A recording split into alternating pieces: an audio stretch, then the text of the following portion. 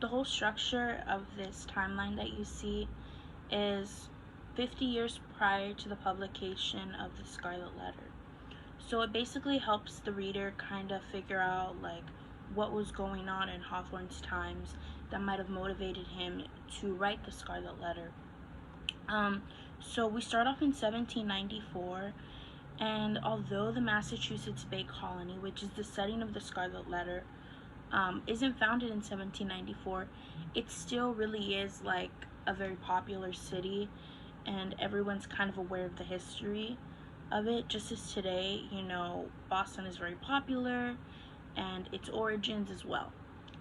Okay, so then in 1795, we see that there is the Second Great Awakening that is occurring, and this maybe might have inspired, Hawthorne to kind of center religion, make it something very important in this book because, it was very important back then in their society, but it was as well in his society because, a lot of us know that the Second Great Awakening was like basically an increase in like religious membership. And one of the characters that we see that displays or kind of is a symbol of like religion is Reverend Dimsdale, and he's the preacher. And ironically, he's the one that has the affair with Hester, which, we'll get into later with the other slides. But he's the one who preaches to everyone else in the town. Okay, so in 1807, Thomas Jefferson passes the Embargo Act, and basically this stops like U.S. vessels from trading with Europe. And in the book, we see that Roger Chillingsworth, who was in the Old World, Hester's husband, is stuck on a boat,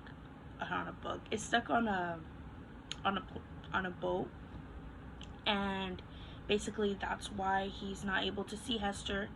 So then Hester continues and has an affair with Dimsdale because she thinks her husband is gone and he's not coming back. And then eventually, the boat makes it to Boston, and we see how, he's been gone all these years, and all of a sudden now she's pregnant, so they pretend not to like know each other. But anyways, so basically, the Embargo Act connects to with how Hawthorne includes that Chillingworth was stuck on a boat because many men in this time could have been. It could have been. Okay. So in 1830, we see, an early feminist and activist named Lucretia Mott, who was from Boston, and dedicated her life to speaking on gender inequality. And I think gender inequality is a big part of the Scarlet Letter, and we see how throughout the whole novel, Hester Prynne is ostracized, and she's treated very harshly for the way for her sins of adultery. But no one's really like questioning who the man was, because it takes two to tango. And then when it comes out that that Dimsdale, when he confesses that he was the one who committed adultery as well, no one really, he's not treated the same, and we just see it in those times how men weren't really ostracized or treated as harshly for committing those types of sins as much as women. So, I think it just shows Hawthorne's perspective on what was going on in society, and we kind of see how he feels about the whole situation.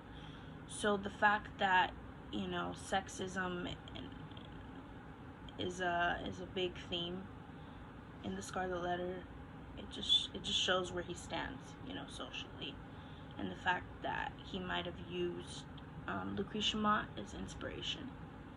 And then, in 1850, the Scarlet Letter was published, and yeah, all these events may have been connected to the Scarlet Letter. or they may have just been coincidences. I don't know. I doubt it.